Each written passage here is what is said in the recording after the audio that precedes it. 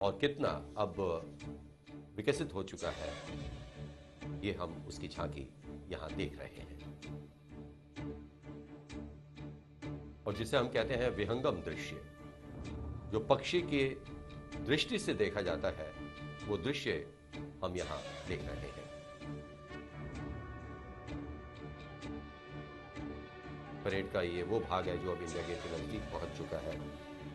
Medium power radar Arudra के बाद अब हम देख रहे हैं अर्धसैनिक और अन्य सहायक बल। ये अपने आप में बड़ा अनूठा है दस्ता, सीमा सुरक्षा बल का ऊंट सवार दस्ता। और हर साल गणतंत्र दिवस परेड का ये मुख्य आकर्षण रहता है। डेप्यूटी कमांडेंट कुलदीप सीरवी के नेतृत्व में ये सुरक्षा बल का ऊंट सवार दस्ता सलामी मंच के सामने से गुजरता हुआ। और देखिए यहाँ शायद हमारे मुख्य अतिथि ने प्रधानमंत्री से कुछ इसी के बारे में बात की है, ऊँटों के बारे में। हम जानते हैं कि अरब में ऊँट काफ़ी होते हैं, संयुक्त राज्य अमेरिका जो अमीरात है वहाँ पर Grace always be told, the only band of its kind in the world, the camel-mounted band आप अगर of the देखें Border Security तो Force. इस तरह अपना संतुलन बनाए रखना वो ही बहुत मुश्किल होता है। लेकिन ऊँटों के साथ यहाँ जब एक बैंड गुजरता है और वो बहुत ही सुरीला होता है, तो हम ये जान सकते हैं कि कितने अनुशासित होते हैं, कितने संतुलित होते हैं। न सिर्फ हमारे जवान बल्कि ऊँटों को भी गहन प्रशिक्षण दिया जाता है।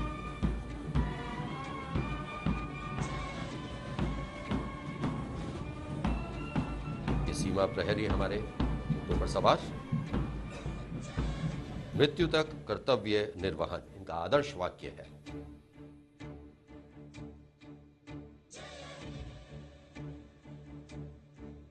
ऊँट दस्ता हर वर्ष सभी का पसंदीदा दस्ता रहता है।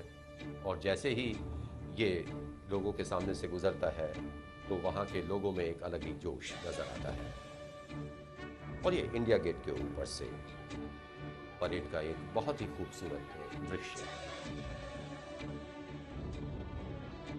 एक बार फिर सलामी मंच के सामने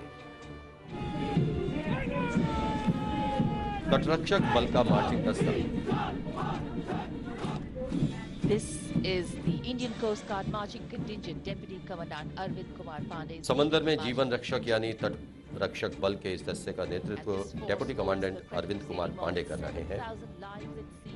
समुद्री मुसाफिरों को सुरक्षित जीवन और सुरक्षित तट उपलब्ध करवाने में जुटे इस बल के जवानों को इनकी वीरता और बलिदान के लिए कई सम्मान और पुरस्कार भी मिल चुके हैं। इस बल के जवानों ने समुद्री क्षेत्र में सैकड़ों बचाव ऑपरेशनों में 7,000 व्यक्तियों के जीवन की रक्षा की और लगभग 13,000 असामाजिक तत्वों समेत 1,500 से भी अधिक नावों को धर दबोचा है। और अब सीआरपीएफ का बैंड, देश के हम हैं रक्षक, ये धुन बजाते हुए सलामी मंच के सामने से गुजरते हैं।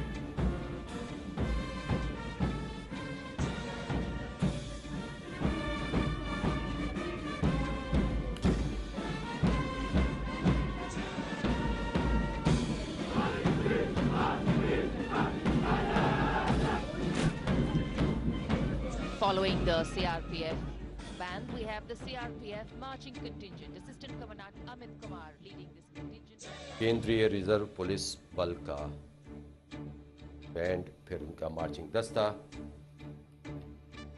और धीरे धीरे परेड अब आगे की तरफ बढ़ती हुई। केंद्रीय औद्योगिक सुरक्षा बल का बैंड अभी कुछ समय पहले यहाँ से गुजरा और केंद्रीय औद्योगिक सुरक्षा बल का मार्चिंग दस्ता अब सलामी मंच के सामने से गुजरते हैं। संरक्षण एवं सुरक्षा ये आदर्श वाक्य है सीआरपीएफ का और अति महत्वपूर्ण ठिकानों के रक्षा सुरक्षा के लिए तत्पर है हमेशा सीआईएसएफ। दिल्ली पुलिस का बैंड अब कुछ देर बाद सलामी मंच के सामने।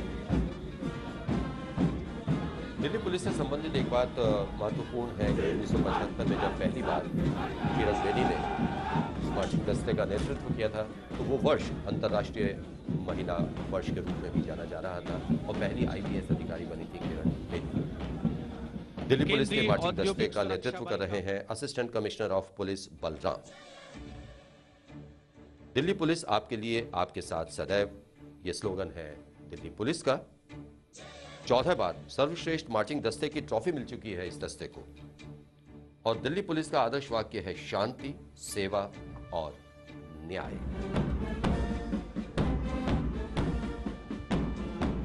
अब आगे बढ़ रहा है दिल्ली पुलिस का बैंड। नेतृत्व सब इंस्पेक्टर जगजीत सिंह कर रहे हैं। 4 सब इंस्पेक्टर समेत इस दस्ते में 68 दिल्ली पुलिस के जवान शामिल। दिल्ली पुलिस गीत, यही धुन है, यही गीत है दिल्ली पुलिस गीत।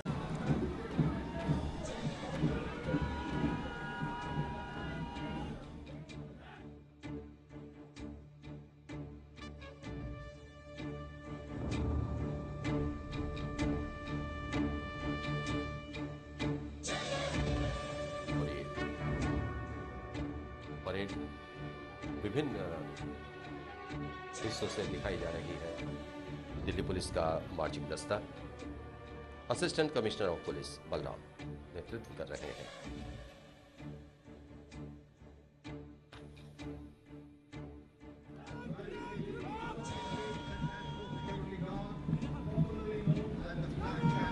And here come the Black Cat commandos of the National Security Guard. और ये पहली बार राष्ट्रीय सुरक्षा गार्ड एनएसजी का मार्चिंग दस्ता, जी प्रदीप जी, जिन्हें पहली हम बार ब्लैक कैट कमांडोज के नाम से भी जानते हैं। ब्लैक कैट कमांडोज पहली बार हम मार्चिंग दस्ते में। जनरल जैनी, ब्लैक कैट कमांडोज का यहाँ पर मार्चिंग दस्ते में शामिल होना, इसको किस तरह से देखते हैं आप, क्या दर्शा रहा है? किशोर जी, ये बहुत ही हाईली क्वालिफाइड और इतने हाईली प्रोफेशनल और इतने फिजिकली फिट और ऑपरेशनली टफ जवान हैं जिनको कि नेशनल सिक्योरिटी गार्ड एनएसजी के नाम से कहते हैं, और ये बहुत ही स्पेशलाइज्ड ऑपरेशंस में इस्तेमाल किए जाते हैं।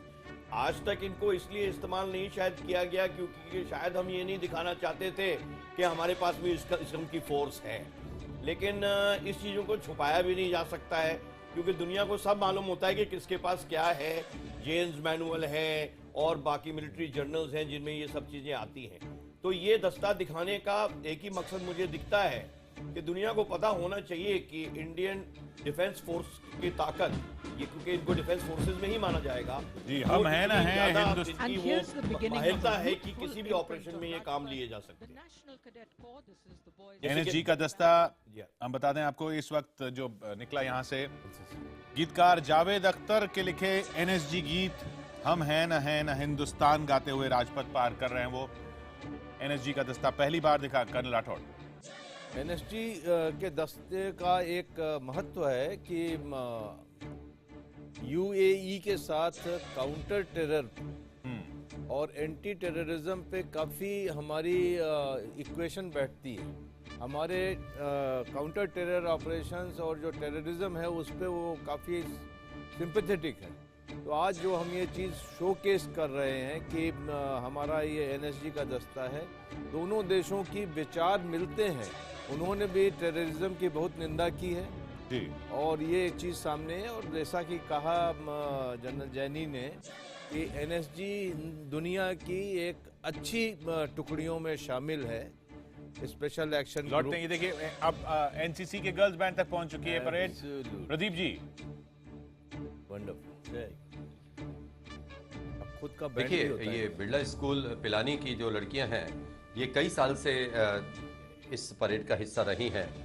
बस बच्चियां बदल जाती हैं, नाम वही रहता है, और सारे जहां से अच्छा हिंदुस्तान हमारा, ये धुन बजाते हुए हमेशा ये राजपथ पर गुजरती हैं लड़कियां। और सारे जहां से अच्छा हिंदुस्तान हमारा जब हम ये सुनते हैं तो वैसे ही हम एक तरह से राष्ट्रभक्ति में खो जाते हैं। 147 छात्राओं का मार्चिंग दस्ता सलामी मंच के सामने से गुजरता हुआ। दस्ते का नेतृत्व 19 कर्नाटक एनसीसी निदेशालय की सीनियर अंडर ऑफिसर ऐश्वर्या कर रही हैं। अब एनसीसी डिवीजन की जो इस दस्ते में छात्राएं शामिल हैं, उनका ये कैडेटों मार्चिंग को दस्ता है, देश के सभी और आने वाले समय में इनमें से बहुत से जो कैडेट्स हैं वो हो सकता है कि भारतीय सेना का भी हिस्सा बने या दूसरे कई क्षेत्रों में कुछ अलग हटकर काम करें, क्योंकि एनसीसी राजपथ का पर जो एक सलामी मकसद मंच के रहा सामने से है गुजरने वो के है बाद अनुशासन। इंडिया और ये के माना जो जाता है कि अग्रसर अगर हम अनुशासित हैं तो हम कुछ भी कर सकते हैं। अगर अनुशासित नहीं है तो हम शायद जो छोटा सा भी कुछ हासिल कर सकते हैं उससे भी कहीं दूर हो जाते हैं। गढ़वाल राइफल्स रेजिमेंटल सेंटर के सूबेदार मेजर गोपाल सिंह बिष्ट। पाइप और ड्रम बैंड। इसमें भी आप एक चीज देखें, जो इनका एक अंदाज रहता है चलने का, और इस बैंड को जिस तरह ये बजाते हुए चलते हैं वो भी बड़ा दर्शनीय होता है, क्योंकि इनके कंधे वो एक तरफ से दूसरी तरफ झुकते हैं, फिर दूसरा कंधा इस तरफ झुकता है, तो ये एक बड़ा ही आकर्षक बैंड लगता है। ये भी कुछ देर पहले जो एनसीसी की कैडेट्स सलामी मंच के सामने से गुजरी।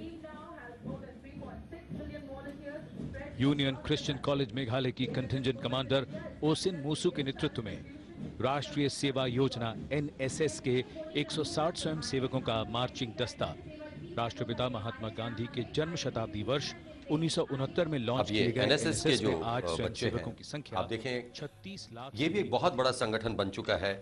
किसी समय में ये बहुत छोटा एक संगठन हुआ करता था, लेकिन आज लाखों में इसके सदस्य हैं।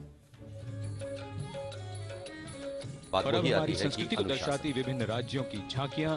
सबसे पहले उड़ीसा की ये झांकी जिसमें लोकप्रिय पर्व डोल यात्रा को दिखाया गया है। फागुन महीने में पूर्णिमा के पहले दशमी तिथि में 6 दिन व्यापी ये पर्व मनाया जाता है। ओडिशा डोल यात्रा की झांकी। और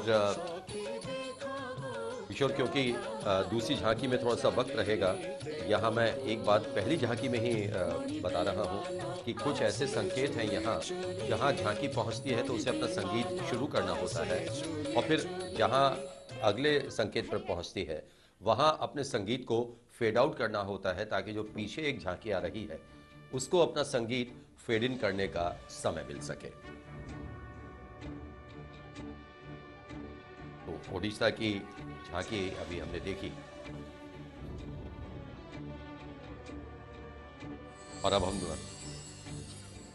धीरे धीरे झांकियों के माध्यम से अपने देश की समृद्ध संस्कृति के दर्शन कर रहे हैं।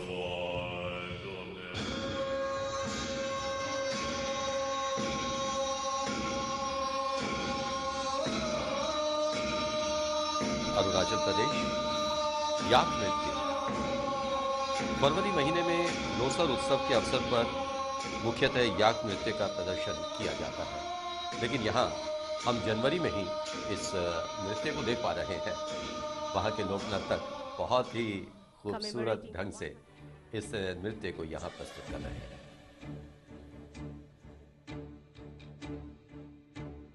अब आपने देखा होगा कि संगीत इसका खत्म हुआ, और जो पीछे अब क्योंकि महाराष्ट्र की झांकी आ रही है तो जाहिर है कि जो महाराष्ट्र के लोग हैं उन्हें ज्यादा आकर्षित करेगी। लोकमान्य बाल गंगाधर तिलक शीर्षक है इस झांकी का। तिलक जी ने शारीरिक शिक्षा का महत्व समझा और लोगों तक पहुंचाया। स्वराज मेरा जन्मसिद्ध अधिकार है और मैं इसे लेकर रहूंगा के नारे से उनकी ललकार घर घर में गूंज उठी।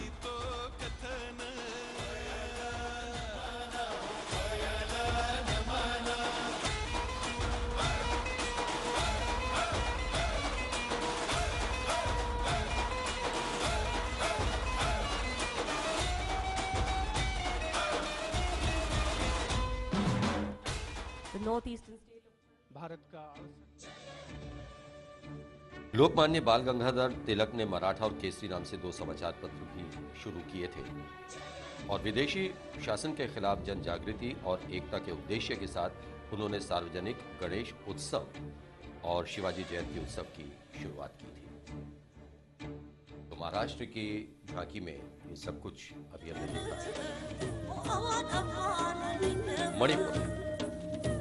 मणिपुर का लाई हराउबा ये उत्सव विश्व के सबसे पुराने धार्मिक नाट्यों में से एक है।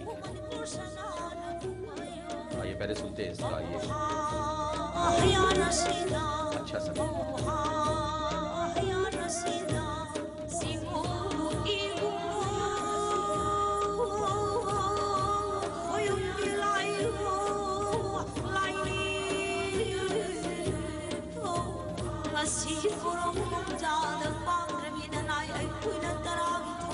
राजपथ पर भारत अगर की हम लाई हराउवा की बात करें यानी देव प्रसन्नोत्सव, तो ये स्थानीय देवता को प्रसन्न करके देशवासियों को सुरक्षा और समृद्धि प्रदान कराने के लिए किया जाता है।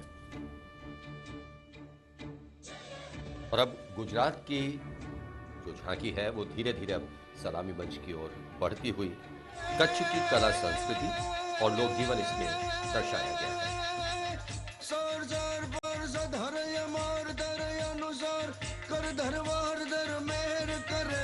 हरिहर सुरयावर नसार यति मान हर बर बर योरियति हरख बर निर्काट नर प्रवार प्रवार कोट निर्दार निकट मुकुट सिर सवर में तौरण पद परार पदार पत घोगर रंग भर सोंदेर श्याम में जिर रंग भर सोंदेर श्याम में जिर रंग भर सोंदेर श्याम में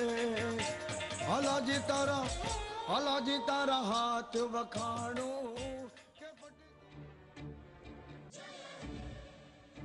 झांकी का मूल विषय कच्छ की कला संस्कृति और लोक जीवन है। जो गुजरात की झांकी आपने देखी और लगभग 1.5 घंटे में हम भारत की संस्कृति, आर्थिक या सैन्य ताकत की जो झलक यहाँ देखते हैं वो निसंदेह गागर में सागर है। और अब लक्षद्वीप एक अनन्वेषित पर्यटन गंतव्य है। हम सब जानते हैं कि लक्षद्वीप एक बहुत ही अच्छा पर्यटन क्षेत्र है।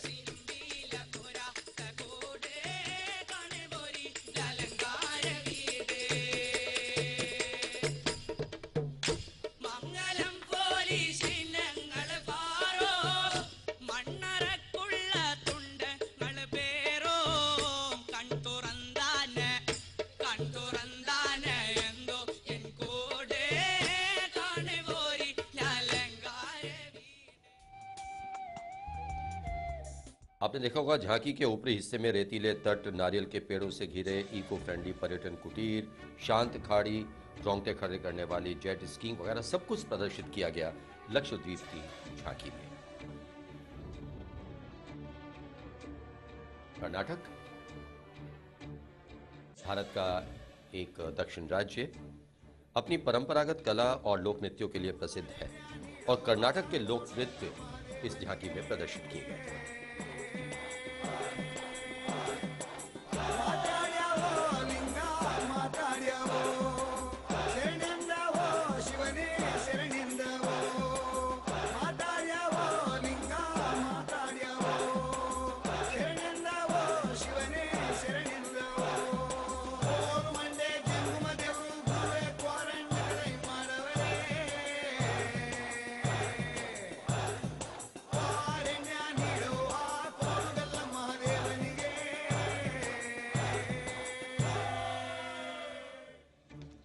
इस झांकी में गोरावास जो कि भगवान शिव के भक्त माने जाते हैं वो कर्मकांडी नृत्य करने में तल्लीन दिखाए गए। साथ ही साथ जो पैदल कुछ हमारे इसमें लोक कलाकार थे वो ड्रम और ढप्पी बजाते हुए आगे बढ़ रहे हैं। और अब हम देखेंगे दिल्ली की झांकी जिसका शीर्षक है शिक्षा।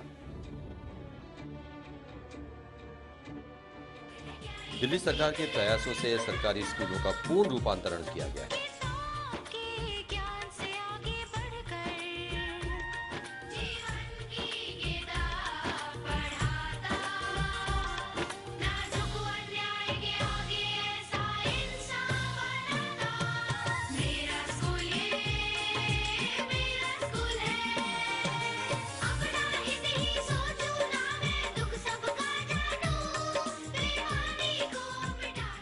और अब सलामी हमारे महान देश के ये जो झांकी है इसमें मॉडल स्कूल के विचार के क्रमिक विकास को प्रदर्शित किया गया है।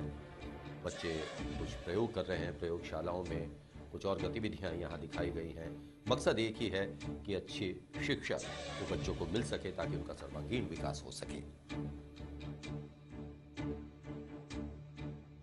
और आइए अब चलते हैं उत्तर की ओर, हिमाचल प्रदेश।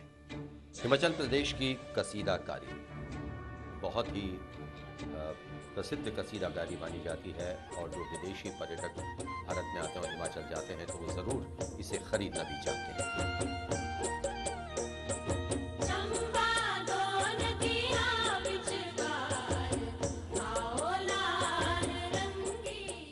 हरियाणा राज्य आपने देखा कि किस तरह से एक महिला कसीदाकारी यानी वो काढ़ रही हैं और ये कढ़ाई पहले घर घर में हुआ करती थी, लेकिन अब हर राज्य की अपनी एक विशेषता है और वहाँ के कुछ विशेषज्ञ हैं। हरियाणा, बेटी बचाओ बेटी पढ़ाओ इसका शीर्षक। कल्पना चावला दीपा साक्षी ने भारत का चमकाया नाम।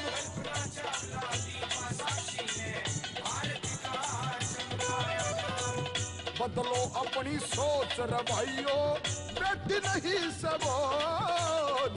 आपकी बेटी हमारी बेटी कर रही नई नई खोज। आपकी बेटी हमारी बेटी कर रही नई नई खोज। आईएएस डॉक्टर इंजीनियर बनेगी। अगले भाग में प्रसन्न माता की गोद में एक बालिका बच्चे का झूला झांकी के भाव को बिना कुछ कहे अपने आप में ही बता देता है।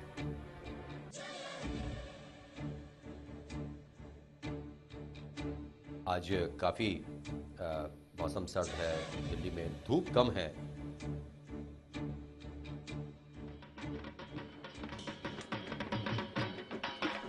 शरद उत्सव, और ये शरद उत्सव मन रहा है पश्चिम बंगाल की झांकी पर।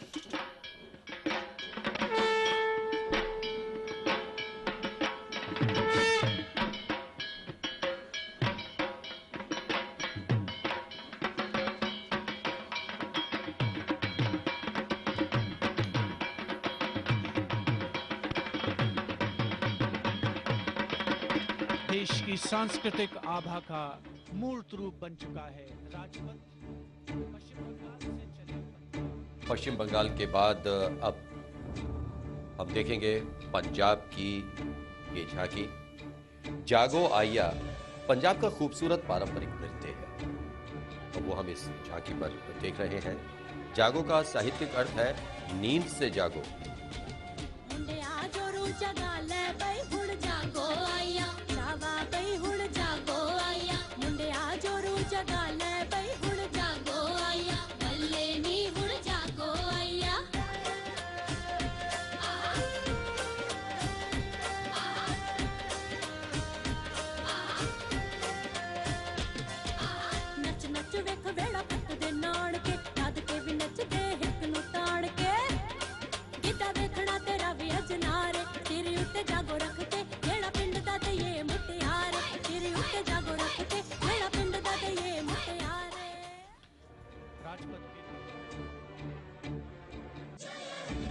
देखिए पंजाब की संस्कृति किस तरह से इस झांकी में प्रदर्शित की गई है। वहाँ के लोक नृत्य और खासतौर पे ये जागो नृत्य।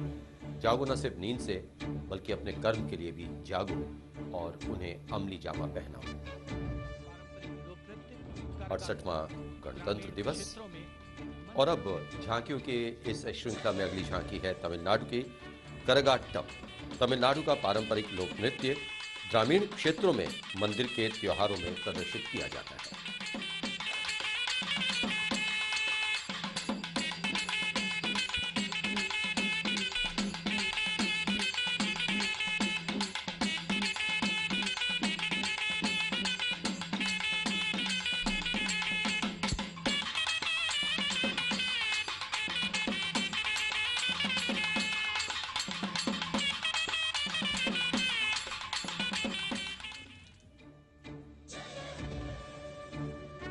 करगाट्टम, और जैसा कि हमने देखा कि ये मंदिरों में प्रदर्शित किया जाता है नृत्य, तमिलनाडु का नृत्य। और अब उसके बाद गीत संगीत के लिए जाना जाने वाला गोवा। अलग संगीत, अलग संस्कृति, अलग एक उल्लास यहाँ देखने को मिलता है। गोवा की संगीत विरासत इस झांकी में अब आप देखने जा रहे हैं।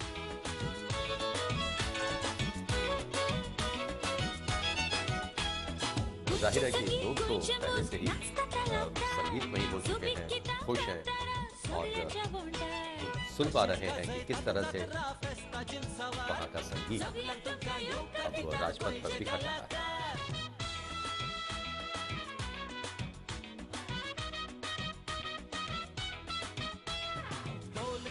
बड़े बड़े ट्रम्पेट वाजय, गोयचे संगीत गोयचे मुस्क सगळ्याक गाजय.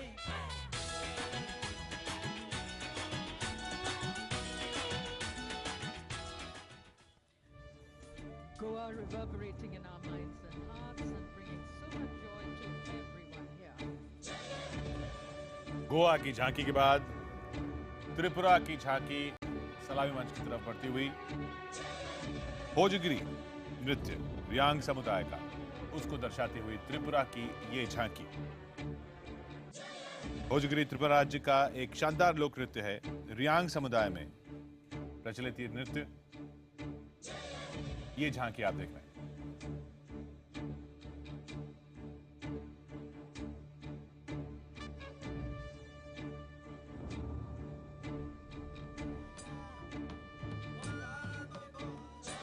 तो त्रिपुरा की ये झांकी जिसमें रियांग समुदाय का भोजगिरी नृत्य प्रदर्शित किया गया। और चलिए इसके बाद आप एक और खूबसूरत नज़ारा देखने जा रहे हैं। बस कुछ ही पलों में अब आप देखेंगे धरती का स्वर्ग कहे जाने वाले जम्मू कश्मीर, विशाल भारत देश राज्य की झांकी को। लेकिन फिलहाल दक्षिण में इसके त्रिपुरा। चरण धोता सागर है, तो उत्तर में इसका मस्तक हिमालय है।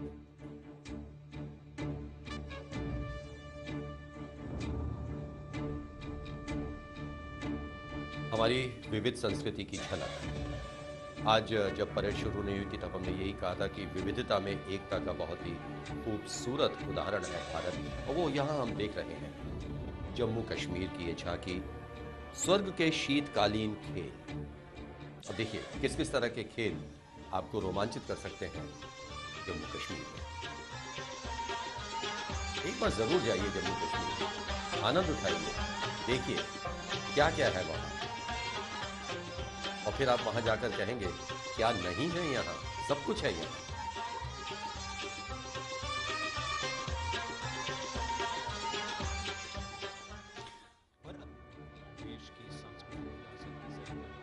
और इन दिनों वैसे भी जम्मू कश्मीर में काफी बर्फबारी हो रही है, और जैसा आपने देखा यहाँ हमने वही खेल देखे जो जम्मू कश्मीर में, जब कश्मीर में खासतौर पे जब बर्फ गिरती है तो वहां पर खेले जाते हैं।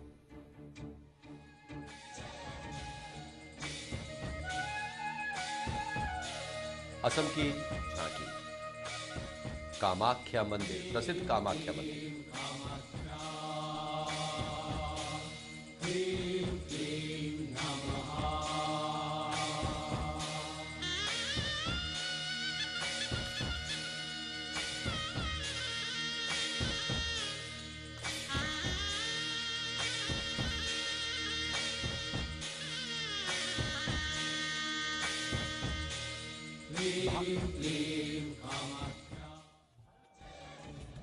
गुवाहाटी की नीलांचल पहाड़ियों के शीर्ष पर स्थित कामाख्या तीर्थ को देश के प्रमुख शक्तिपीठों में से एक के तौर पर मान्यता प्राप्त है।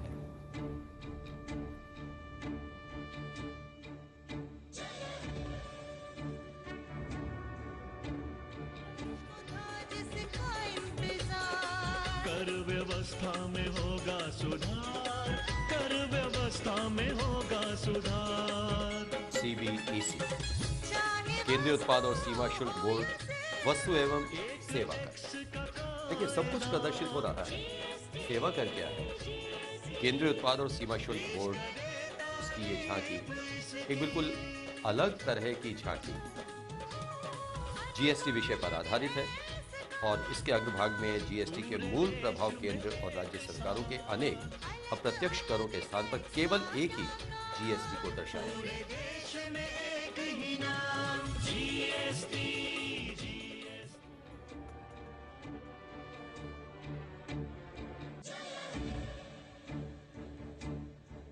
राज्यों के साथ साथ कुछ हमारे मंत्रालय हैं, विभाग हैं, उनकी झांकियां भी यहाँ देखने को मिलती हैं।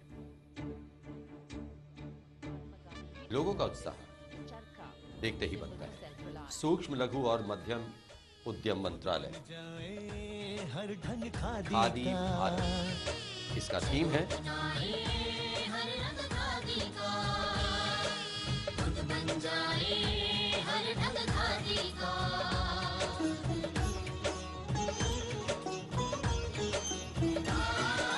खादी उत्पादों को काफी इस समय बढ़ावा दिया जा रहा है।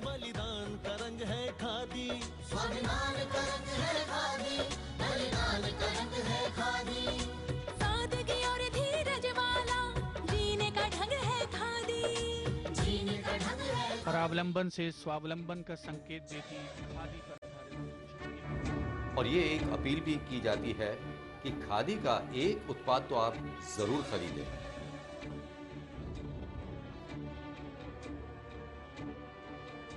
तो खादी की आपने एक झांकी देखी, किस तरह से वो भी प्रगति पथ पर अग्रसर।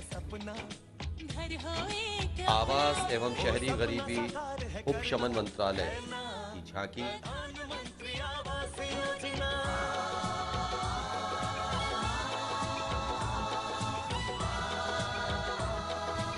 सबके लिए आवास, रोटी, कपड़ा, मकान, सबकी मूल जरूरतें हैं, मूल आवश्यकताएं हैं, लेकिन छत बहुत जरूरी है। आशियाना हर होगा साकार, अब करना नहीं है इंतजार, उम्मीदों की विश्वास। उद्देश्य एक, सबके लिए आवास है, सबको छत मिले। अगर एक छत आपके सर पर है तो आप अपने आप को सुरक्षित महसूस करते हैं, आप कुछ और करने की सोच सकते हैं।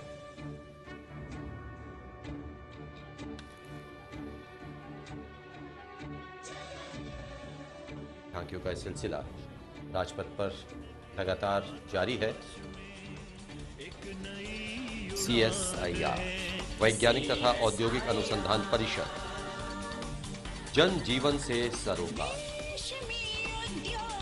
इस झांकी के केंद्रीय भाग में CSIR की वैश्विक स्थिति को दर्शाने वाली इसकी प्रमुख उपलब्धियों की झलक है। जीवन को उन्नत बनाए, जीने का नया ढंग। राष्ट्र की सेवा में अपनी 75 वर्ष लंबी यात्रा को जारी रखते हुए देश को वैज्ञानिक और प्रौद्योगिकी विकास में उत्कृष्ट भूमिका निभा रहा है। देश की तरक्की में भागीदार।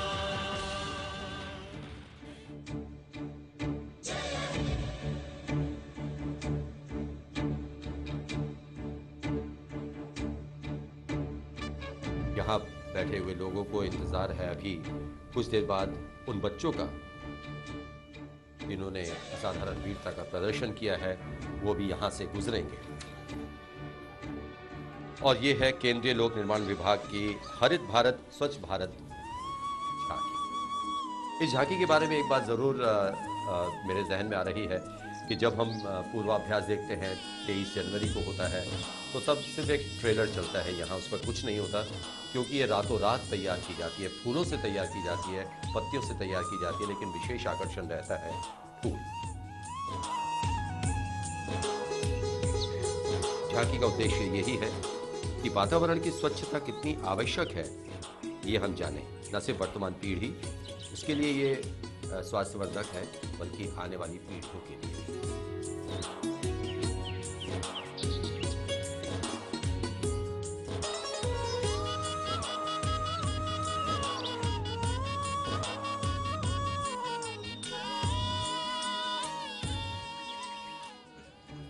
Beautiful message there. Green India, clean India.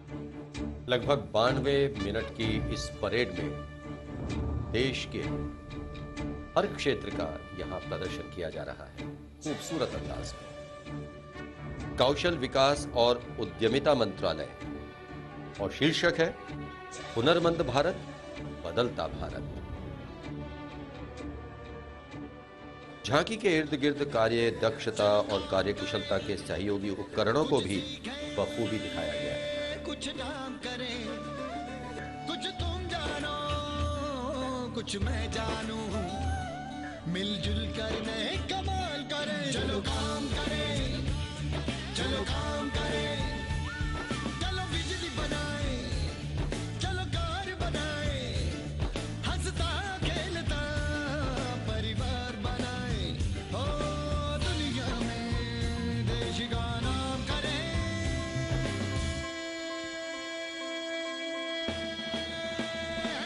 चलो काम करें।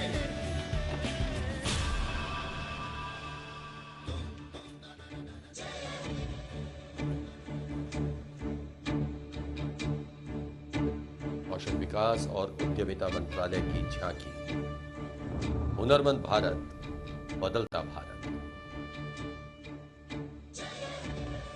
और हुनरमंदों की कमी नहीं भारत में। और अब वीरता दिखाने वाले बच्चों के दर्शन हम यहां करेंगे।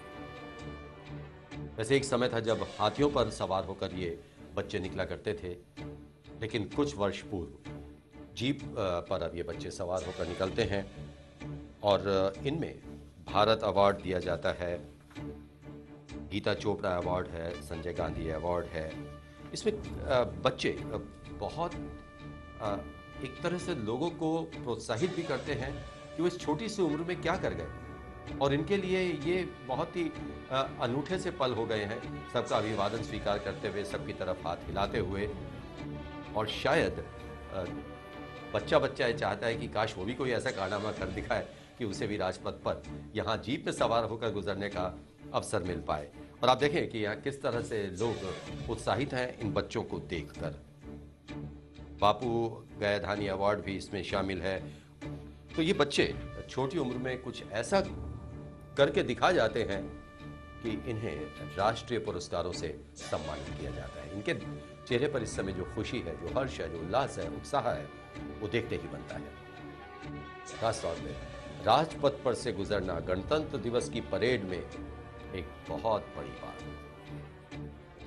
और यहाँ अब कुछ स्कूल्स या जो हमारे कल्चरल सेंटर्स हैं, उनके बच्चे अब अलग अलग कार्यक्रम प्रस्तुत करेंगे। और उसके बाद जैसे मोटरसाइकिल सवार आते हैं या फ्लाई पास्ट होता है, फिर वो एक सिलसिला शुरू हो जाता है। अब आपने देखा होगा जैसे ये बच्चे गए तो थोड़ा सा एक गैप वहाँ बन जाता है। उसके बाद बच्चों के सांस्कृतिक कार्यक्रम शुरू होते हैं, क्योंकि उन्हें फिर आगे बढ़ना होता है। और जब आखिरी वो कार्यक्रम होता है, उसके बाद थोड़ी दूर जाने के बाद वो आधे आधे दाहिनी और बाईनी तरफ बढ़ जाते हैं। ये लीजिए कार्यक्रम शुरू।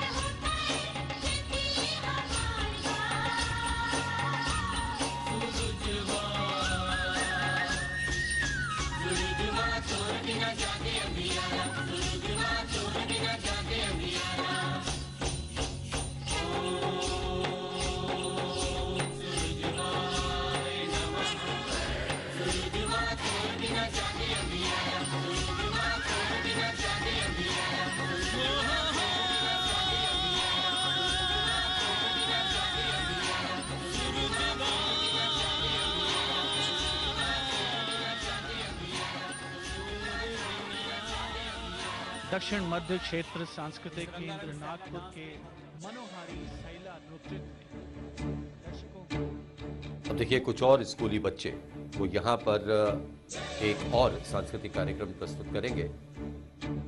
यहाँ दिल्ली के स्कूल के बच्चे भी आते हैं और कुछ सांस्कृतिक केंद्रों के बच्चे भी वो यहाँ पहुँचते हैं। लेकिन ये दृश्य अब हम जो देख रहे हैं केंद्रीय लोक निर्माण विभाग की झांकी जो आगे निकल चुकी है, लगभग इंडिया गेट तक पहुँच चुकी है।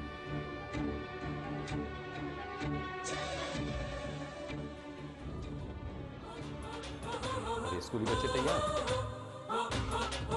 हमने वादे किए इस वतन के लिए, सर उठा के चले, नाज इस पे हमें, गीत गाते रहे, गुनगुनाते रहे, भरते हर दिल में खुशियों के रंग, तिरंगा चाह रहा, सर को उठा, वतन के वास्ते कुछ कर दिखा, सलाम हर सच्चाई को, सलाम हर अच्छाई को, सलाम हर इस जज्बे को, मेरा सलाम। सब हैरान है हम चल पड़े नए मोड़ पे, नई सोच से खूब रंग है खिले, सब संग चल पड़े, हमें रोके है किसने ये दम, तिरंगा चाह रहा, सर को उठा, वतन के वास्ते कुछ कर दिखा, सलाम हर सच्चाई को, सलाम हर अच्छाई को, सलाम हर इस जज्बे को, मेरा सलाम।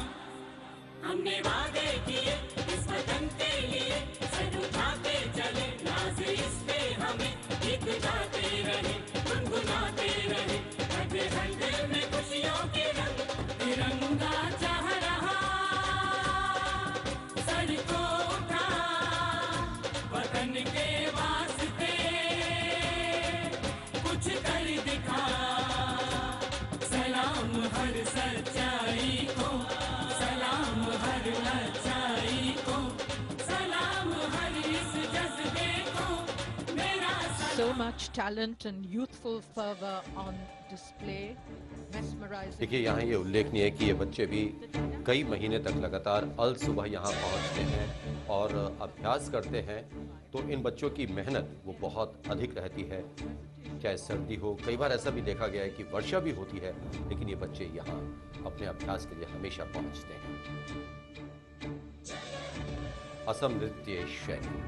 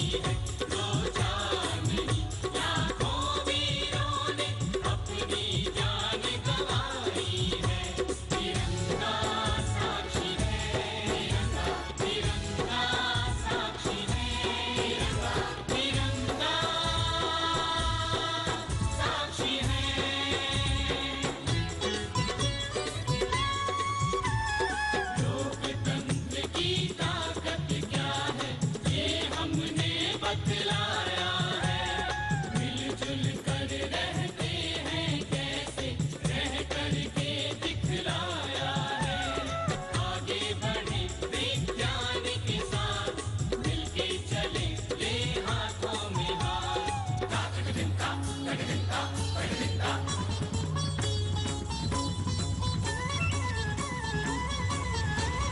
नारी यहाँ अबला नहीं, ये श्रद्धा ममता शक्ति है। गणतंत्र के मंगल बेला में विश्वास यही और आस यही, ज्ञान शक्ति से भारत महाशक्ति बन जाएगा।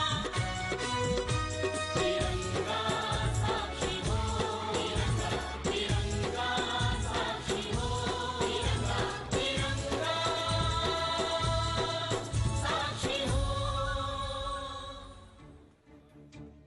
These young और देखिए किस तरह से तिरंगे को यहाँ प्रदर्शित किया गया है। हाथ में एक राष्ट्रीय ध्वज भी है। और जैसा कुछ देर पहले मैंने आपसे कहा भी था कि जब आखिरी ये कार्यक्रम होता है तो बच्चे आधे आधे बढ़ जाते हैं दाहिनी तरफ बाईं तरफ, क्योंकि पीछे से जो मोटरसाइकिल सवार हैं या डेविल्स आते हैं और उनके करतब भी देखने लायक होते हैं। यहाँ हम ख़ासतौर पे युवाओं से ज़रूर कहना चाहेंगे कि वो इनकी नकल करने की कोशिश ना करें, क्योंकि वाकई ही इनके लिए बहुत ज़्यादा प्रशिक्षण लेना पड़ता है। और कई बार जो हमारे ये सैनिक हैं ये छोटी मोटी चोट भी उसमें खा बैठते हैं, क्योंकि इसमें संतुलन बहुत बहुत ज़रूरी होता है। और बहुत मामूली से फासले पर ये मोटरसाइकिल्स चलती हैं। कई बार अगर एक सैनिक का भी संतुलन थोड़ा सा भी गड़बड़ा जाए तो पूरा वो जो उनका एक कह सकते हैं कि जिस रूप में वो आ रहे हैं वो सब बिगड़ जाता है। अब देखिए सबसे आगे नेतृत्व करते हुए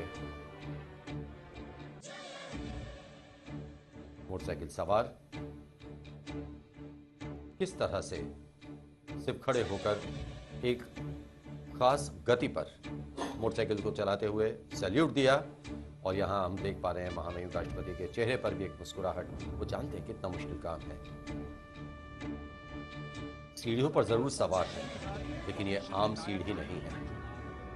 किसी सीढ़ी के माध्यम से सब कुछ हो रहा है। मोटरसाइकिल पर नियंत्रण।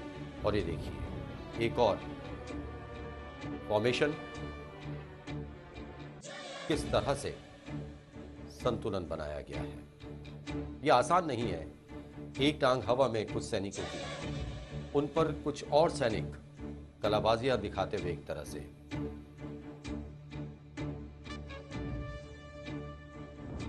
श्वेत अश्व का प्रदर्शन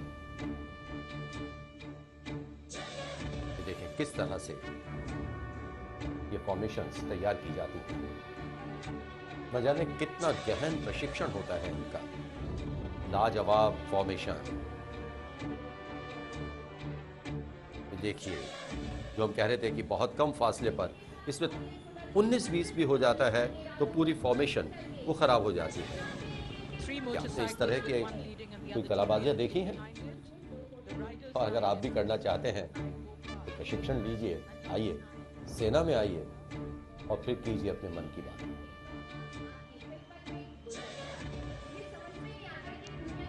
सुदर्शन चक्र फॉर्मेशन और उसके बाद एक और फॉर्मेशन आपको विस्मृत कर देने के लिए काफी है। और अब बारी पिरामिड की।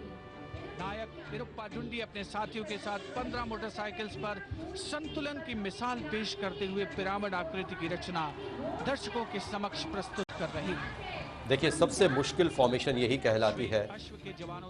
जब आप 15 मोटरसाइकिल्स पर होते हैं, इतने जवान होते हैं और राष्ट्रीय ध्वज को शान से फहराते हुए सामने से गुजरते हैं। रोंगटे खड़े कर देने वाले प्रदर्शन। Such dedication, dexterity and skill. साहसिक प्रदर्शन। The audiences just can't stop cheering.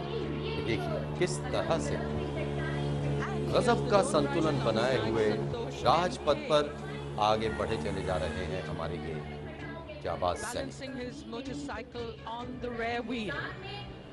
और सिर्फ एक पहिए पर। क्या बात। और अब हम आपको So Rajpath proudly displaying on its chest today India's और कुछ देर बाद daredevilry, diversity. रोमांचित कर देने वाला फ्लाई पास भी आप देखेंगे। देखिए, फ्लाई पास के लिए कई बार ये होता है कि कुछ ऐसे दस्ते भी होते हैं जो अगर विजिबिलिटी कम होती है तो वो नहीं गुजर पाते। एक दो बार ऐसा भी हुआ कि फ्लाई पास नहीं हुआ, लेकिन पूरी उम्मीद की हमारे जो हवाई जहाज़ हैं यहाँ से गुजरेंगे, क्योंकि उसका एक अलग ही रोमांच होता है। और यहाँ से देखने पर जो महसूस किया जाता है जब उनकी गड़गड़ाहट होती है, ख़ासतौर पे जब सुखोई यहाँ से गुजरते हैं, जैगुआर, MiG-29, उनकी जो आवाज़ ही होती है उससे रोंगटे खड़े हो जाते हैं। और यहाँ जो हम सामने दिखा पा रहे हैं आपको, एक एयरफोर्स का कंट्रोल रूम बना होता है। और मैं यहाँ ज़रूर बताना चाहूँगा कि जब हमें कई बार जानकारी दी जाती है, एक सेकंड का हिसाब रखा जाता है यहाँ, और कुछ ही सेकंड्स के अंतराल में ये सब जहाज़ गुजरते हैं यहाँ से। देखिए, सबसे पहले शुरू हो चुका है चक्र फॉर्मेशन के साथ ये फ्लाई पास। 3 Mi-35 हेलीकॉप्टर्स विग फॉर्मेशन में राष्ट्रपति भवन की तरफ से आगे बढ़ते हुए। The Mi-35, a highly maneuverable attack helicopter formation is group flying at a speed captain of 200 Suresh Kumar Tiwari इसका नेतृत्व कर रहे हैं। विंग कमांडर आदर्श कुमार चौधरी और स्क्वाड्रन लीडर धितिशमन हजारिका वो अन्य पायलट्स काफी नीचे उड़ान भरते हुए हेलीकॉप्टर 240 किलोमीटर प्रति घंटा की रफ्तार से ये हेलीकॉप्टर बढ़ रहे हैं। जितने भी ये जहाज आते हैं यहाँ, हेलीकॉप्टर्स आते हैं, लड़ाकू विमान जो हमारे आते हैं, सबकी ऊंचाई गति अलग होती है, सबके रूट कमोवेश अलग होते हैं। और जैसा हम बार बार ये बताने की कोशिश करते हैं, संतुलन, अनुशासन दो मूल मंत्र हैं किसी भी चीज के। और चक्र के बाद अब देखते हैं कुछ ही देर में यहाँ से राष्ट्रपति भवन की ओर सबकी निगाहें लगी हुई है कि अब कौन सी फॉर्मेशन देखने को मिलेगी, जिनमें Mi-35 हेलीकॉप्टर, Mi-35 बहुत ही खास हेलीकॉप्टर्स हैं। और अब हम देख रहे हैं हरक्यूलिस फॉर्मेशन। ग्रुप कैप्टन सिद्धा बथुला गोपी मोहन के नेतृत्व में 350 किलोमीटर की गति से ये विमान उड़ान भर रहे हैं।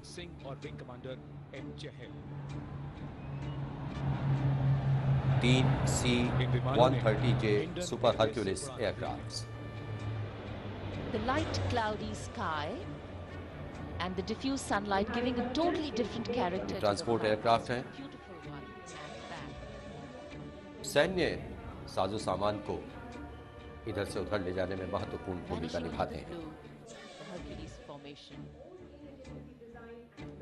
हम अक्सर एक शब्द का इस्तेमाल करते हैं, विहंगम, यानी पक्षी का नेत्र या पक्षी जिस तरह से देखता है।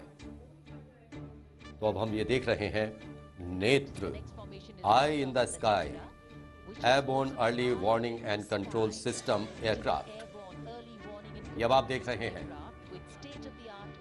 ग्रुप कैप्टन बद्रीश अथरेया और ग्रुप कैप्टन प्रदीप बत्रा के नेतृत्व में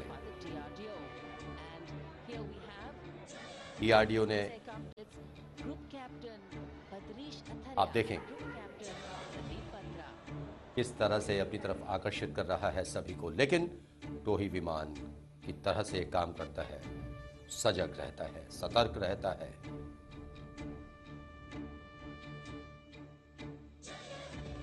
400 किलोमीटर की रेंज तक ये अपना काम करता है, पहचान लेता है कहीं कोई दुश्मन तो नहीं।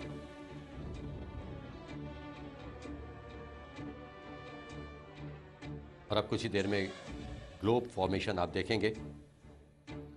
C-17 ग्लोब मास्टर और 2 सुखोई 30 MKIs। ये देखिए कमान ग्रुप कैप्टन तुलसी कमान विंग कमांडर प्रीतम संतरा और स्क्वाड लीडर रोशन महतो के हाथ, और इनकी रफ्तार 500 किलोमीटर प्रति घंटे की।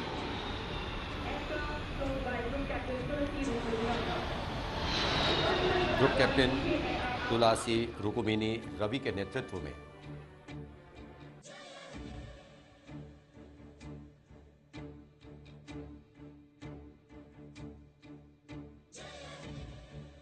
यूएई का प्रतिनिधिमंडल भी यहां आज गणतंत्र दिवस परेड का आनंद लेते हुए।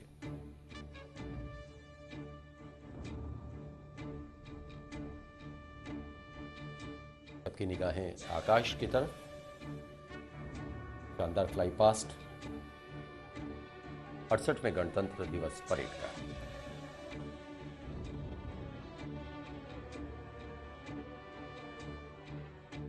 हालांकि आज धूप न के बराबर ही निकली, बल्कि निकली ही नहीं, लेकिन इसके बावजूद आज सुबह से ही भारी संख्या में लोग यहाँ पहुंचना शुरू हो गए थे। विदेशी मेहमान भी यहाँ पहुंचे हुए हैं।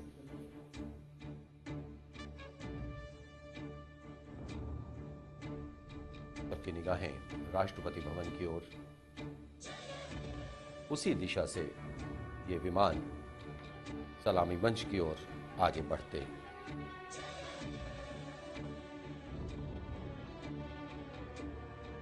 अजय साहब, विजिबिलिटी काफी कम है। काफी नजदीक आने के बाद वो विमान नजर आते हैं और लोग एकदम से उत्साहित हो Led by Group Captain Madhav Rangachari, flying information were we. और देखिए, ये एक और हमने यहाँ शानदार प्रदर्शन देखा। ये था तेजस फॉर्मेशन। 300 मीटर की ऊंचाई पर 780 किलोमीटर की गति से ये पलक झपकते ही यहां से आगे निकल गए।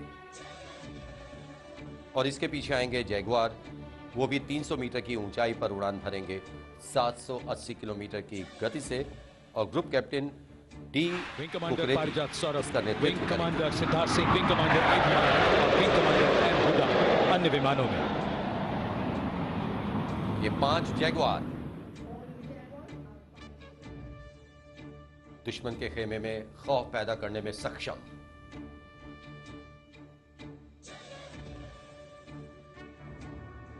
आज कुछ दूर आगे जाते ही आंखों से ओझल हो रहे हैं, क्योंकि आज मौसम उतना साफ नहीं है, नहीं तो काफी दूर तक लोग इन्हें देखते हैं। और अब फॉलक्रम फॉर्मेशन आप देखेंगे, जिसमें MiG-29 UPG एयरक्राफ्ट हवा में उड़ान भरते हुए यहां से गुजरेंगे। Vikassheel Singh Saini. विकासशील सिंह सैनी इसका नेतृत्व। और ये है MiG-29 UPG, बेहद उन्नत किस्म के लड़ाकू विमान।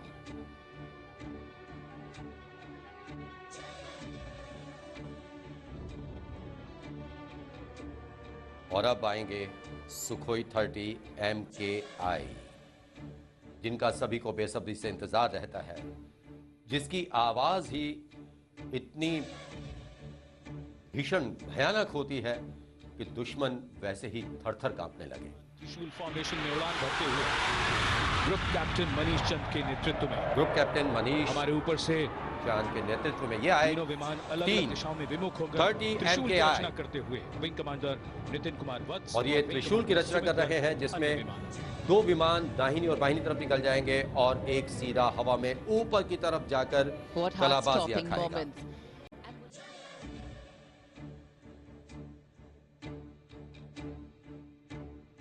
और हवा में पलक झपकते ही ये विमान भी ओझल हो गए। और यहाँ ये बताना भी बहुत ज़रूरी है कि ये अलग अलग एयरपोर्ट से उड़ान भरते हैं, लेकिन इनका इतना अच्छा समन्वय रहता है कि कुछ ही सेकंड्स के बाद एक के बाद एक के बाद एक ये विमान निकलते हैं। और अक्सर ये माना जाता है, हालांकि हमारे साथ रक्षा विशेषज्ञ वहाँ मौजूद हैं। और देखिए, ये एक और सुखोई, और ये वर्टिकल चार्ली।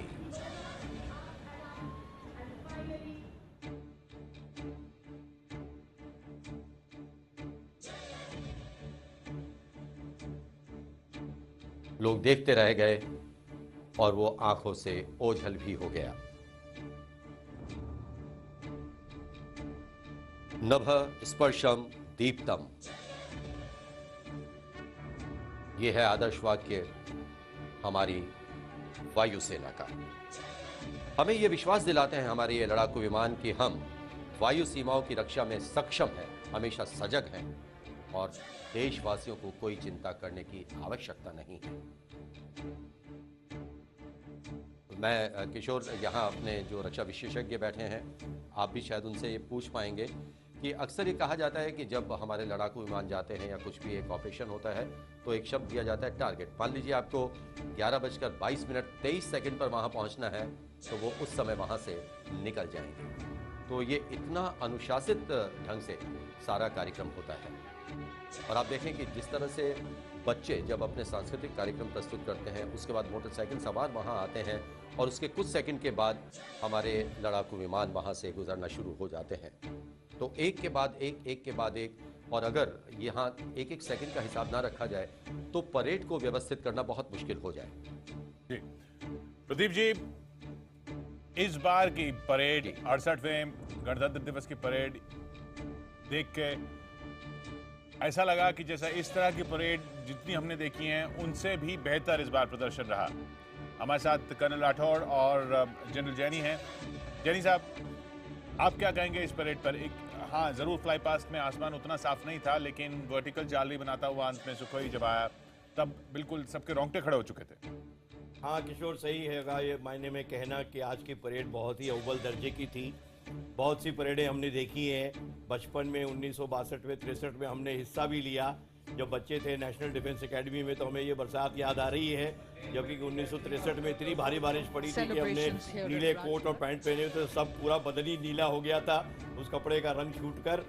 और आज अच्छा हुआ कि मौसम, भगवान ने भी साथ दिया है इस परेड का, और मौसम थोड़ा सा धुंधला होने के बावजूद भी परेड बहुत ही शानदार रही है। लोगों ने मार्चिंग स्टैंडर्ड्स, उनका संतुलन, उनका coordination has been absolutely perfect. और अभी जो पूछ रहे थे कि एयरफोर्स का कि किस तरीके से ये अलग अलग हवाई अड्डों से भी टेक ऑफ करके किस तरीके से टाइमली आ जाते हैं, तो इसका एक तरीका होता है कि इनका एक रॉन्डेवू पॉइंट होता है। भले ही चाहे हिंडन से और पालम से और अम्बाला से ये चलें, लेकिन फिर ये एक पॉइंट पे आ जाते हैं और वहाँ से फिर इनका होता है टाइम ऑन टारगेट, TOT जिसको बोलते हैं। तो टाइम ऑन टारगेट जैसे अभी दिया अगर होगा 11:30 बजे, तो डॉट 11:30 बजे वो हवाई जहाज टाइम ऑन टारगेट से होगा। ये लड़ाई से भी ताल्लुक रखता है, क्योंकि जब बॉम्बिंग करेंगे या अटैक करेंगे, एयर अटैक करेंगे, तो वो टाइम ऑन टारगेट बहुत आवश्यक होता है। तो बहुत ही अव्वल दर्जे की परेड हुई। मैं तो कहता हूँ मैं 100 में से 100 नंबर दूंगा आज की परेड को। कर्नल राठौड़, देखिए, हम कई सालों से रिपब्लिक डे परेड देखते आ रहे हैं। ये हमेशा हम कहते हैं कि ये परेड पिछले मुकाबले में अच्छी थी और होनी भी चाहिए। अब राष्ट्रगान